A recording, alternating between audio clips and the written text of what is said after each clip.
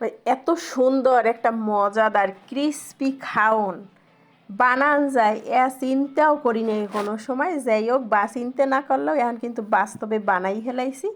তো এই মজাদার খাউনটা কেমনে কি বানাইলাম আর এইটার প্রধান উপাদানটা কি সেইটা আপনাদের লগে এখন শেয়ার করবো। এই দেখতে পেতেছেন কিছু মশলা নিছি, এই নর্মাল লবণ, বিট লবণ, মরিচের গুঁড়া, আর হইলো কি ধনিয়ার গুঁড়া, আর একটু গরম মশলার গুঁড়া নিয়ে নিছি। এই যে দেখতে পাইতেছেন আসল উপকরণ, এইটা কিন্তু মূলা।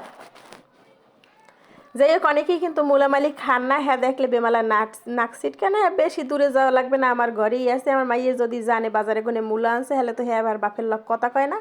আর যদি জানে আমি ওই রানমু, হলে তো আমার দিকে চাইবেই না ফিরে। যাই হোক, এখন হ্যাঁ মূলা তো খাওয়াইতে হবে। মূলাই দেখছি বেমালা উপকার খাইলে। এর লগে মূলাটারে কিন্তু আমি এরকম ঠিকঠাক মতো কাটতে লইছি। মূলাটা কাটতে হইলে বেমালা টেকনিক অবলম্বন করতে হইবে। এই টেকনিক দেখতে পাইতেছেন ডিজাইন, এই ডিজাইন কিন্তু কাটতে কুটতে কোনো কিছু হালাই দিই নাই। দুই পেশ দিয়ে ক্যাসার কারণে এইরকম একটা ডিজাইন হইছে। যাই হোক, এটা একটা আর্ট আর কি, বানাই কিন্তু ফালাইছি। দেখতে আমার দ্বারাই বেমালা ভাল লাগে, এখন আপনাকে কেমন কি লাগে হয়তো জানি না। দেখ, এই জন্য ভিডিওটারে আর টানলাম না, পুরাই দেখাইলাম যে এক একটা পিস এক এক স্টাইলে এক এক ডিজাইনে কাটছি।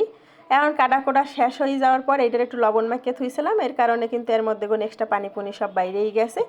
এখন এইটারে বেসনের গোলার মধ্যে চুবাইলমু। ওই যে মশলা দেখছিলেন হের লগে বেসনটারে ভালো করে মিলাইয়ে এই মূলাগুলোরে ঠিকঠাক মতো পানি কেজি দিয়ে এইটার লগে অনেকটা সময় লইয়া প্রত্যেকটা এই কাটার ফাঁকে ফাঁকে যে এই মূলাগুলো যে কাটছি সিলি সিলি করে হের ফায়ে মশলাগুলো দিতে হইবে। যাই হোক, এই কিন্তু মশলা মাহান্যা শেষ। এরপর চুলায় ফ্রাই প্যান দিয়ে এর মধ্যে দিয়ে দিম ওই মূলারি।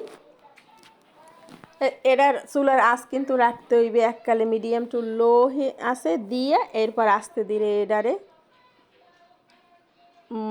ক্রিস্পি ক্রিস্পি করে ভাজতে লইতে হইবে। ভাজতে অনেক সময় লাগবে, যদিও তেল বেশি একটা লাগে নাই। যা দিচ্ছি হ্যাঁ সব প্রায় রয়ে গেছে, এমনিতেই এটা ভাজা হয়ে গেছে। এরপর এটারে অয়েলে এক পিস যখন দেখমু যে ওই পিঠে লাল লাল হয়েছে, তখন এটারে উল্টাই লইতে হইবে। কিন্তু এক পাশ ভাজা কিন্তু হয়ে গেছে, এখন এইটারে সব এরম উল্টাই দিমু। দেখতে পাইতেছেন যে বেমালাই কিন্তু লাল হয়েছে এক পাশ।